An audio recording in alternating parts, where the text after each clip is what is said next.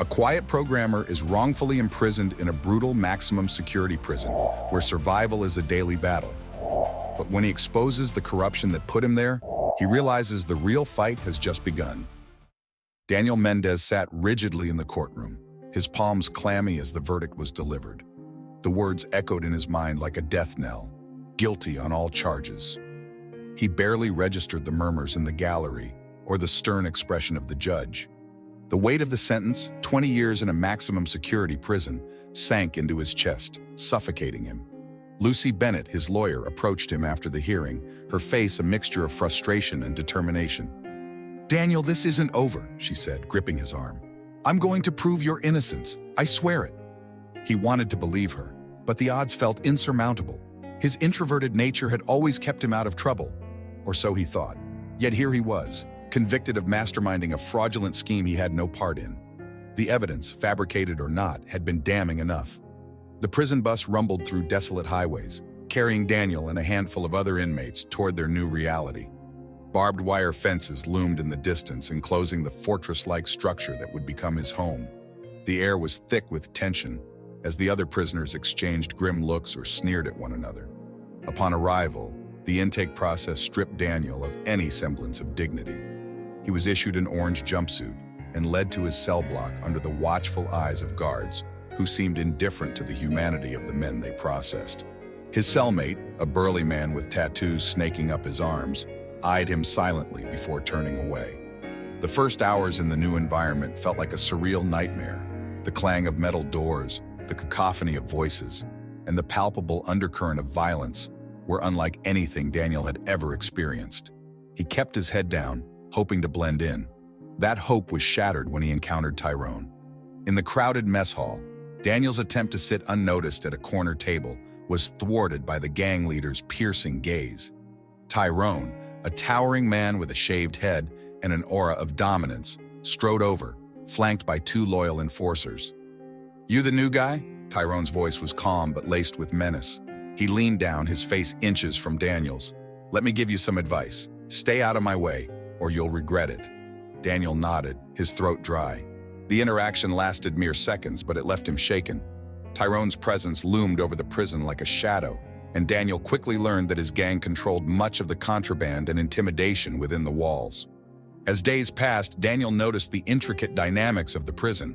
The weak were preyed upon, alliances were forged and broken, and survival often depended on strength or cunning.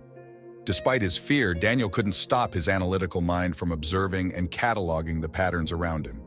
His solitude was broken when he crossed paths with Marcos, a wiry inmate with a sharp wit and an easy smile. Marcos had been in the system long enough to understand its unspoken rules. "Keep your head down," Marcos advised one evening in the yard, his tone casual but firm. "Don't look anyone in the eye unless you're ready for a fight. And whatever you do, don't try to be a hero." Daniel nodded, absorbing the advice. Marcos had a way of making the chaos seem almost manageable. And though Daniel was wary, he found himself grateful for the guidance. The nights were the worst. As the prison settled into uneasy quiet, Daniel's thoughts raced. He replayed the events that led to his conviction, searching for a clue, a mistake, anything that might prove his innocence. Lucy's parting words echoed in his mind, a faint beacon of hope amidst the darkness. One particular night, as he lay staring at the cracked ceiling, he heard distant laughter followed by a scuffle. He tensed, knowing the prison's unspoken rule. Nighttime was for settling scores. The sounds faded, leaving a chilling reminder of the environment he was trapped in. By the end of the week, Daniel had adapted, at least superficially. He ate when food was served, exercised discreetly in the yard, and avoided eye contact with Tyrone or his gang. Yet the feeling of being watched lingered. Tyrone's warning replayed in his mind, and Daniel knew it was only a matter of time before he was tested. Daniel quickly learned that time moved differently inside prison walls. Days blurred into each other, measured only by the clang of metal doors and the guard rotations. Survival here required a balance, being visible enough not to seem weak, but not so noticeable that you became a target. It was a tightrope Daniel was unprepared to walk. Marcos found him there one afternoon. "You're not invisible, amigo," Marcos muttered, dropping onto the bench beside him. "Sitting alone just makes you stand out more." Daniel glanced around, uncomfortable. "What do you suggest?" Marcos chuckled. Stay close to the middle, not too quiet, not too loud. And whatever happens, don't react, at least not the way they expect. It was easier said than done. In the mess hall, Daniel could feel eyes on him whenever he walked through the line for food. His slender frame, his unassuming posture, everything about him marked him as an easy target. A few jeers came his way, words Daniel chose to ignore, but the air around him felt charged, like a storm waiting to break. Tyrone's gang sat at the far end, dominating the largest table. Tyrone's cold stare landed on Daniel more than once. He wasn't sure if it was curiosity or predation, but either way, it set him on edge. Daniel knew he was being sized up, tested like an unbroken colt. Back in his cell, Daniel sank onto the metal bed frame and stared at his calloused hands. The sterile gray walls felt suffocating, a reminder that this place was designed to strip him of his identity. Marcos had warned him about the gangs and their tactics, but no words could truly prepare someone for the reality of being hunted. That night, a scream echoed from somewhere down the corridor. Daniel tensed, gripping the thin blanket as his cellmate snored on the lower bunk, unbothered. The silence that followed was even worse, punctuated only by the rhythmic creak of a lone guard's boots. By morning, the tension lingered in the air like smoke. As Daniel passed through the yard again, Tyrone's men leaned against the fences, their eyes tracking him like predators. Daniel pretended not to notice, following Marcos's advice to keep his movements deliberate, unhurried. Tyrone himself said nothing, but his absence of words felt more threatening than any insult could. Inside, Daniel's mind worked frantically, calculating the weeks and months ahead. The first week was always the hardest, Marcos had said, but Daniel couldn't help wondering if it would ever get easier. In a place where violence was currency and weakness a death sentence, survival seemed less about strength and more about knowing when and how to act. For now, he would wait. The yard was alive with tension that afternoon, a simmering hostility carried by the stifling heat. Daniel paced the perimeter, his eyes scanning the clusters of inmates, aware that he was being watched. No, hunted. Tyrone's men moved like shadows, lingering just within view. Their leader hadn't spoken to him in days, but Daniel knew silence was rarely peace. It was preparation. Marcos had warned him about this. "They're going to test you," he had said the night before. "The question isn't if, it's when." "When it happens, what do I do?" Daniel had asked. "You survive, however you can."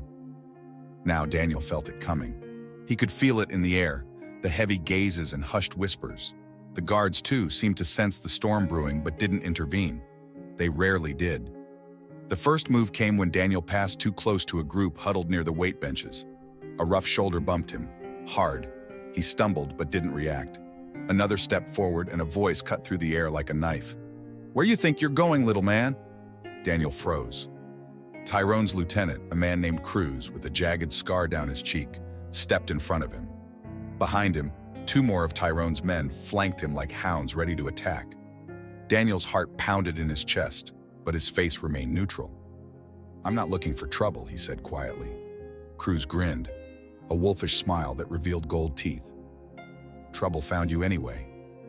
Before Daniel could respond, Cruz shoved him hard in the chest. The yard went silent as a ripple of attention spread outward.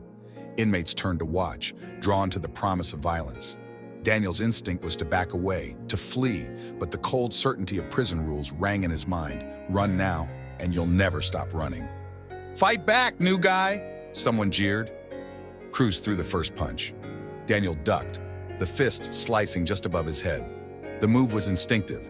His years of analyzing biomechanics, of understanding how bodies moved and reacted, kicked in without thought. Cruz's weight had shifted with the swing, leaving his left side exposed. Daniel acted. He grabbed Cruz's arm and twisted, stepping to the side to leverage the man's momentum. Cruz's own force sent him sprawling to the ground. The yard erupted in shouts and laughter, but it wasn't over. The second man lunged forward, aiming a sloppy jab at Daniel's ribs. Daniel sidestepped and slammed an elbow into the man's forearm. The impact forced him to drop his fists, and Daniel shoved him backward into the dirt. The third attacker hesitated, unnerved by how quickly the tables had turned. Tyrone, watching from a distance, said nothing, but his narrowed eyes betrayed his displeasure. Cruz staggered back to his feet, rage distorting his features. "You're dead, you little—" "Enough!"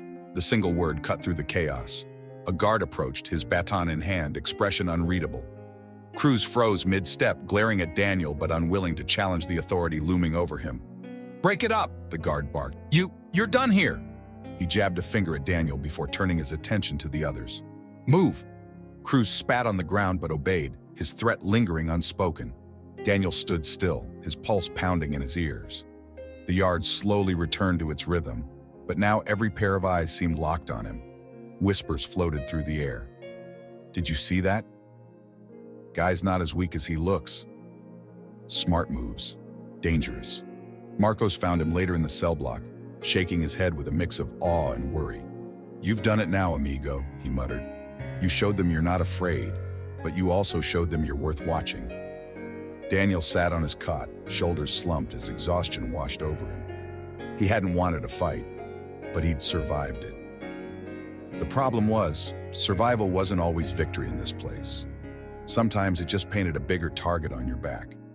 Daniel's victory in the yard spread through the prison like wildfire. His name, once whispered in dismissal, was now spoken with curiosity and resentment. The following day, as Daniel lined up for breakfast, he noticed the change. Inmates glanced his way, some with respect, others with simmering hostility. The fight had done more than protect him for a moment. It had carved his name into the hierarchy of the prison. It was a place Daniel never wanted to be. "Smart moves yesterday," Marcos muttered as he joined Daniel in line. His voice was low, but the warning was clear. "Tyrone doesn't forget. You embarrassed his men." Daniel's appetite evaporated. He carried his tray to a corner table, ignoring the stares that followed. He could feel Tyrone's gaze from across the mess hall, cold and deliberate. Tyrone didn't need to say anything. His silence carried weight, a promise that the fight wasn't over. Hours later in the yard, Tyrone made his move. "You think you're clever, don't you?" Tyrone said, his voice calm but heavy with menace. He stood just feet away, his hulking frame blocking the sun. Around him, his men circled like vultures, waiting. Daniel stayed silent, his jaw tight. He had learned the rules. Words could get you killed faster than fists. "I've got an idea, little man," Tyrone continued, smiling in a way that chilled Daniel's bones. "We're organizing something soon, a real fight. Think you're up for it?" Daniel froze. A public fight meant more than a beating. It meant stepping deeper into Tyrone's game, one he couldn't win. "I'm not interested," he replied quietly. Tyrone's smile vanished. "You don't get to say no." He leaned in, his voice a whisper meant only for Daniel. "You've already proven you can dance. The question is, how long can you stay on your feet?" Before Daniel could answer, Tyrone turned and walked away, his men following.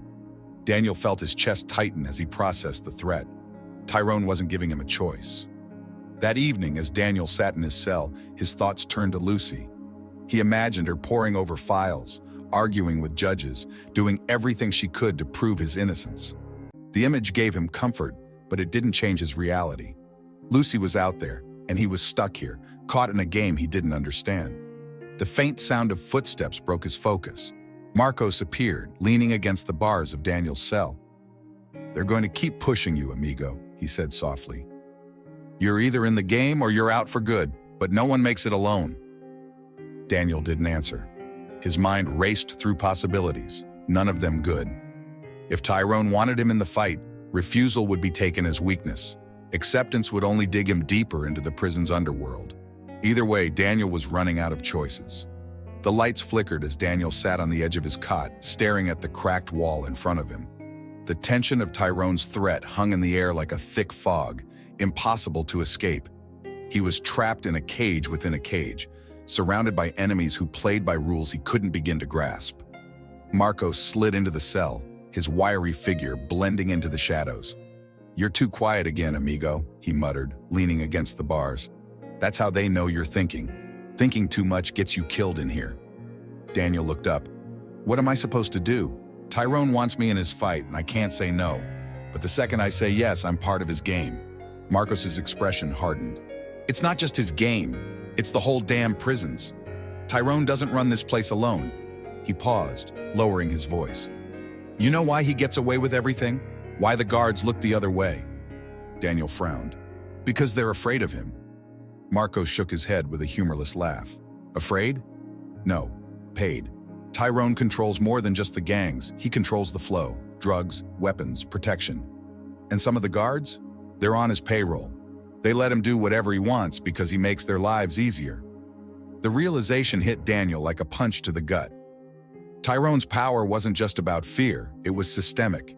He didn't just rule the yard, he ruled everything. So what's the point of fighting back?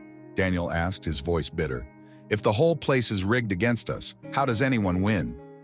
You don't win, Marcos said bluntly. You survive. Tyrone wants you in the fight because it makes him look strong. But that's his weakness too. He cares too much about power. Daniel listened carefully, processing every word. Marcos wasn't just giving advice, he was planting seeds. There was more to the wiry man than he let on. And for the first time, Daniel wondered just how much Marcos knew about the prison's hidden workings. The next morning, Daniel found himself in the yard again, walking the perimeter with Marcos at his side. Tyrone and his men lingered near the fence, their presence a constant reminder of the ticking clock. You need people, Marcos said suddenly. No one survives alone, not here. There are others who hate Tyrone as much as you do. You just need to find them. Daniel stopped walking, turning to Marcos. And how do I do that? I'm not exactly a leader. You don't need to be, Marcos replied, his tone serious. You just need to show them there's another way. Tyrone's power comes from fear. Take that away, and he's nothing. Daniel considered the words as they walked back to the cell block. Tyrone's men watched him pass, their eyes like blades, but Daniel kept his head high. Marcos's words had sparked something in him, a quiet resolve he hadn't felt before. That night, as the prison settled into uneasy silence, Daniel lay on his cot, his mind churning. The walls felt closer than ever, pressing in on all sides. He thought of Lucy, of the life waiting for him outside these walls, and of Tyrone's twisted grip on the prison. He couldn't beat Tyrone in strength or brutality. That much was clear. But perhaps Marcos was right. There were cracks in Tyrone's foundation, hidden weaknesses he couldn't see. If Daniel could find those weaknesses, exploit them, maybe, just maybe, he could survive. From across the hall, Marcos's voice broke the silence. We'll figure it out, amigo, one way or another. Daniel didn't answer, but for the first time since he arrived, he felt like he wasn't entirely alone. Daniel's fists clenched as he stood in the narrow cell hallway, the air thick with tension. Marcos had been right. Tyrone wouldn't stop pushing. That morning, Cruz had cornered Daniel with a cruel smile and a message. You're in the next fight, unless you want that kid to get hurt. The kid. Daniel had seen him, thin, barely more than a boy, with hollow eyes and an anxious twitch. He'd been inside for only a few weeks, but his time was already running out. Tyrone's men had marked him as an easy target, a pawn in their game. Daniel didn't know his name, but he knew the look of someone on the edge of breaking. Marcos leaned against the wall of their shared cell, watching Daniel with an unsettling calm. You knew this was coming. I didn't think they'd drag someone else into it, Daniel snapped, his voice tight. If I refuse, the kid gets broken, maybe worse. Marcos shrugged. That's how Tyrone plays. He gives you a choice, but both options end the same way, with blood on the ground. Daniel sat on the edge of his cot, his mind racing. He didn't want to fight, but the alternative was unthinkable. The boy didn't deserve to be sacrificed on Tyrone's altar of power. The thought made his stomach twist. Then I fight, Daniel muttered finally. Marcos studied him for a long moment, then nodded. Don't play their game. Use your brain, amigo. Make them regret underestimating you. The fight was scheduled for the next afternoon, a spectacle Tyrone had orchestrated to remind the yard who held the reins. Daniel stood in the center of a makeshift ring, the ground beneath his feet worn and dusty. Around him, inmates crowded together, their voices a low hum of anticipation. Guards leaned lazily against the fence, making no move to stop the event. Tyrone sat on a nearby bench, his arms crossed and his expression smug. Opposite Daniel stood Cruz's newest recruit, a massive man with fists like sledgehammers and a grin that spoke of cruel satisfaction. Daniel's heart pounded, but his face remained calm. Use your brain, he reminded himself. The crowd roared as the fight began. His opponent lunged forward, swinging with brute strength. Daniel sidestepped, the blow grazing his shoulder but missing its mark. He studied the man's movements. Heavy steps, slow recovery, predictable swings. The brute fought with rage, not precision. Daniel moved with deliberate care, avoiding direct confrontation. The crowd grew restless, jeering at what they saw as cowardice. Tyrone's gaze darkened, but Daniel ignored him. He wasn't here to entertain. The next time the brute charged, Daniel acted. He ducked low and struck a precise jab to the man's knee, an old trick he knew from studying biomechanics. The giant stumbled, his leg buckling under his weight. Before he could recover, Daniel pivoted behind him and delivered a sharp elbow to his ribs. The man collapsed to the ground, gasping for air. Daniel stepped back, his breathing steady, his fists lowered. The crowd went silent. Tyrone rose from his bench, his smile gone. For the first time, Daniel saw something in his eyes that looked like anger. "Is that it?" Tyrone called out, his voice laced with venom. Daniel didn't answer. He had won, and there was nothing Tyrone could say to change that. The guards finally moved in, dispersing the crowd with shouts and batons. As Daniel walked back to his cell, Marcos appeared beside him, grinning. "Not bad, amigo. You made them look like fools." Daniel didn't feel victorious. He knew what would come next. Tyrone didn't forgive humiliation, and Daniel had humiliated him twice. In the yard's shadow, the boy Daniel had protected watched him with wide, grateful eyes. It was a small victory in a war Daniel hadn't asked to fight, but for now, it was enough. Daniel's hands trembled slightly as he unfolded the yellowed papers Marcos had slipped him under the table during breakfast. They sat in the dim corner of their cell, the hum of the prison quieting as night settled in. "These came from the library archives," Marcos muttered, crouched beside him. "Don't ask how I got them." Daniel spread the pages out on his cot, squinting to make sense of the handwritten names, numbers, and signatures. At first glance, they were routine, supply orders, budgets, personnel logs. But the deeper Daniel looked, the clearer the pattern became. "Tyrone isn't just paying off the guards," Daniel whispered, his voice tight. "They're part of it. Look here. These requisition orders don't add up." Marcos nodded grimly. "Drugs, weapons, and protection money. Tyrone moves the product and the guards let it happen. Everyone gets a cut." Daniel's stomach turned as he traced the chain of signatures leading back months, maybe years. This is bigger than Tyrone. Someone's letting this happen at a much higher level. Marcos's face darkened. "And the same system that keeps Tyrone in power is the one that put you in here." Daniel froze, the implication hitting him like ice. He had assumed the fraud charges were a mistake or an elaborate setup, but now it seemed deliberate. Someone had needed a scapegoat, and Daniel had been convenient, a quiet programmer who wouldn't fight back. "Why me?" Daniel murmured, more to himself than to Marcos. Marcos shrugged. "Wrong place, wrong time. You pissed off the wrong people, or you saw something you shouldn't have." He glanced toward the door, his voice dropping lower. "But now you've got something, amigo. Proof." Daniel stared at the papers, the flickering light from the hallway casting shadows across the pages. Proof. It wasn't much, not yet, but it was a start, a way to fight back against the system that had buried him alive. From down the corridor, a sharp voice echoed, shattering their moment of focus. "Lock down! Everyone to their bunks!" Marcos shoved the papers under the thin mattress. Daniel sat on the edge of his cot, his mind racing. He had evidence now, something Lucy could use to reopen his case, something that could expose the corruption infecting the prison. But the risk had doubled. Tyrone would kill to keep this secret buried. The next morning, as Daniel entered the yard, he felt the weight of eyes on him. Tyrone stood near the fence, his gaze locked on Daniel with chilling intensity. Marcos leaned close, his voice barely a whisper. "He knows, doesn't he?" Daniel nodded, his jaw tightening. Tyrone's expression wasn't anger. It was something worse, a promise. "You're playing with fire, amigo," Marcos muttered. Daniel exhaled, steadying himself. "Then I guess it's time to burn the whole thing down." The prison felt different that day, quieter, heavier, like the air itself was waiting for something to happen. Daniel noticed it the moment he stepped into the yard. Tyrone wasn't in his usual spot by the fence, but his absence was more unsettling than his presence ever had been. Marcos walked beside Daniel, scanning the yard with wary eyes. "Something's wrong," he murmured. Daniel nodded, his senses on edge. Tyrone was many things, but subtle wasn't one of them. If he was silent, it meant he was planning something. That something arrived faster than Daniel anticipated. The sound of a metal gate slamming shut echoed across the yard. Daniel turned toward the noise, but before he could react, a group of Tyrone's men surrounded them. They moved fast, their faces hard with purpose. "Time's up," Cruz sneered, cracking his knuckles. "Run!" Marcos shouted, shoving Daniel backward. The yard exploded into chaos. Daniel stumbled, his mind a blur as Marcos lunged forward, fists flying.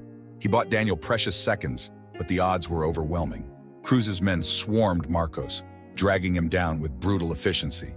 Daniel turned and sprinted toward the far side of the yard, his instincts screaming at him to move. The world narrowed to the pounding of his feet and the shouts behind him. He heard a guard's whistle blaring somewhere, but no one was stopping it. No one ever stopped Tyrone's games. A sharp pain shot through his shoulder as something hard struck him. Daniel hit the ground, gasping as dirt filled his mouth. He rolled onto his back just as Cruz appeared above him, a jagged piece of metal in his hand. "This ends now," Cruz growled.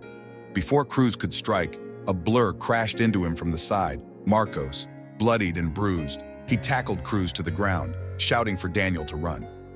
Daniel hesitated, every instinct telling him to help, but Marcos's voice rang clear through the chaos. "Go, Daniel, now!" Daniel staggered to his feet, his body screaming in protest. He ran, his vision swimming as adrenaline pushed him forward. Behind him, Marcos's grunts and Cruz's snarls mixed with the rising shouts of guards. The gates to the yard slammed open as more guards finally intervened, batons swinging to break up the fight. Daniel made it to the edge of the yard, collapsing against the concrete wall, his chest heaving. Through the crowd, he saw Marcos on the ground, blood pooling beneath him. Cruz was dragged away, cursing, while Tyrone stood in the distance, watching it all with cold satisfaction. That night, Daniel sat in his cell, his hands trembling as he replayed the scene over and over. Marcos had saved his life, but at what cost? The guards had taken Marcos to the infirmary, but no one would say how bad it was. Daniel's eyes burned with guilt and rage. Marcos had been the only one who tried to help him, and now he might pay the ultimate price. Tyrone had made his move, and Daniel knew this wouldn't stop. Outside the prison walls, Lucy Bennett stared at the file spread across her desk. The pieces of the case were starting to come together. Financial records, suspicious transfers, and names that pointed to a much larger operation. Her phone buzzed, breaking her focus. She answered quickly, her voice tight. "Lucy Bennett." "I found something," her investigator said on the other end. "The fraud case? It's connected to a criminal network. High-level corruption. They needed a fall guy, and your client fit the profile." Lucy's heart raced. "Send me everything you have." She hung up, staring out the window at the darkened city. Daniel didn't belong in that prison, and now she had the proof to fight back. But time was running out, and she could feel it. Back in his cell, Daniel sat in silence. He touched the edge of his shoulder where Cruz's strike had landed, the bruise already spreading.